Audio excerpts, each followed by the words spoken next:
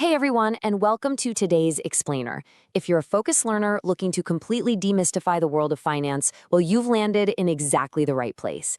Today, we're giving you a really simple, step-by-step guide to confidently transition your hard-earned savings into long-term wealth. Now, for a lot of us, making that jump from just hoarding cash to actually putting it to work, it feels incredibly intimidating.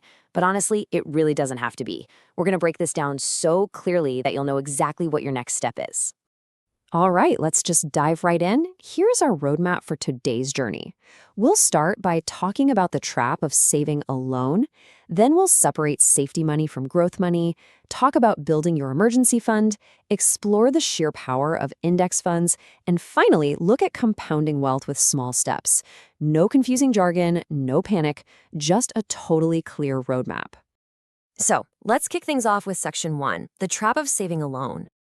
Okay, if you're already saving money every month, maybe $100 here, $200 there, first of all, massive congratulations. You are financially mature, you're responsible, and you're disciplined.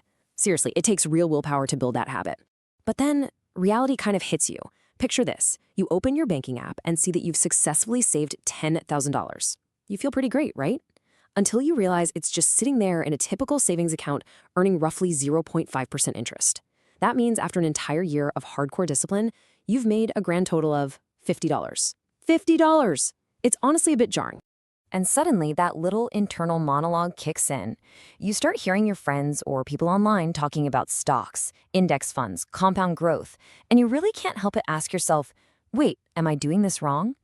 Well, the truth is, saving money is an absolutely fantastic and responsible first step. It protects your cash. But saving alone, it's almost never going to make you wealthy. Let's look at the brutal mathematical difference over a 20-year period to really put this into perspective.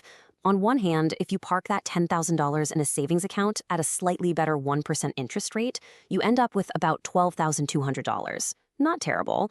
But on the other hand, if you invest that exact same money and capture the historical 10% average annual return of the S&P 500, you are looking at roughly $67,000. Same starting money, completely different outcome. The biggest wealth gap out there isn't between those who save and those who spend. It's literally between those who save and those who invest. Which leads us perfectly into section 2, safety money versus growth money. So if the math is so incredibly clear in favor of investing, why don't more people do it? Well, the real barrier to wealth actually isn't a lack of numbers. It's pure psychology. It's the very real, very human fear of losing what you've worked so hard to save. To disarm that fear right now, you need to mentally separate your money into two very different buckets. Bucket 1 is your safety money. Its entire job is to sit perfectly still, never drop 5% on a random Tuesday, and basically just reduce your daily anxiety. Bucket 2, though, that's your growth money. This money is specifically allowed and actually designed to fluctuate up and down because its ultimate job is to build your wealth over the long haul. Think of it kind of like this. Saving money is like storing seeds safely in a glass jar on your shelf. You are protecting them perfectly, sure, but absolutely nothing is ever going to grow in there. Investing, on the other hand, is taking those seeds and planting them out in the dirt. At first, it just looks like a messy patch of soil. You don't see results right away. But over time, with the right conditions, those seeds grow into something massive, far larger than what you initially planted. All right, let's move to section 3, building your emergency fund first.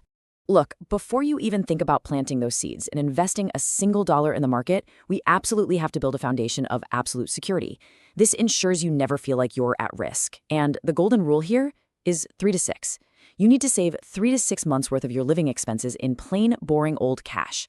This is not money for investing. It's not money to jump on some great new opportunity your buddy told you about.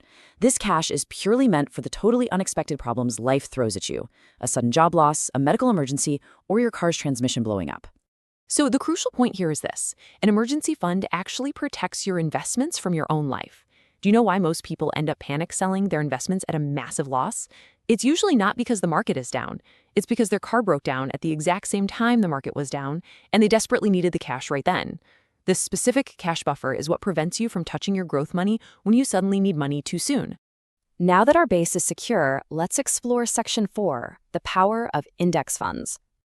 When beginners think of investing, they usually picture these chaotic, intimidating screens filled with flashing red and green numbers, day trading, or wild crypto speculation.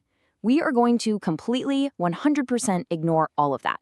Instead, we're focusing on the boring but incredibly effective reality of simple investments, specifically index funds.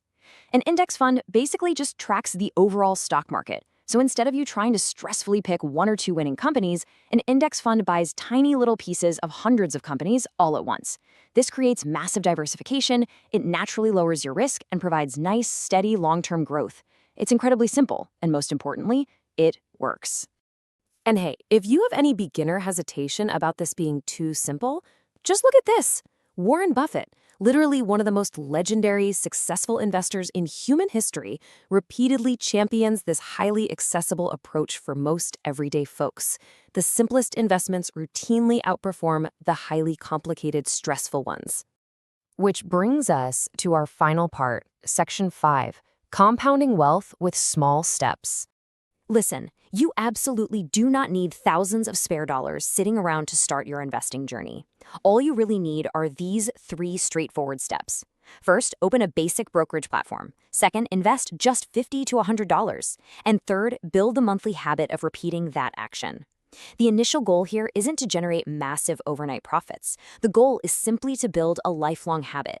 Because when it comes to the stock market, consistency matters far, far more than trying to perfectly time the market. Now let's look at the pure magic of compounding. Let's say you build that habit and you consistently invest $300 a month into an index fund, averaging an 8% return.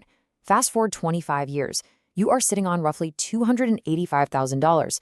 But look really closely at the breakdown here. You only actually contributed $90,000 out of your own pocket. The vast majority of your final wealth, almost $195,000, was generated entirely by investment growth. That is compounding working tirelessly in your favor. It's basically free money for being patient. Now, of course, it's totally normal to have a lingering fear of market crashes, but seasoned investors know a little secret. Market crashes are perfectly normal. They've happened dozens of times throughout history. Experienced investors stay remarkably calm because they actually view volatility as a massive opportunity. Think about it. When markets drop, your monthly $300 contribution suddenly buys more shares at a much lower discounted price. It's like the market is on sale. You just keep buying, thinking in decades rather than days. So, to bring this all together, here is the actionable step-by-step checklist we promised at the start of this explainer. 1. Build that 3 to 6 month emergency fund in cash. 2. Mentally separate your safety money from your growth money. 3. Start investing small amounts consistently.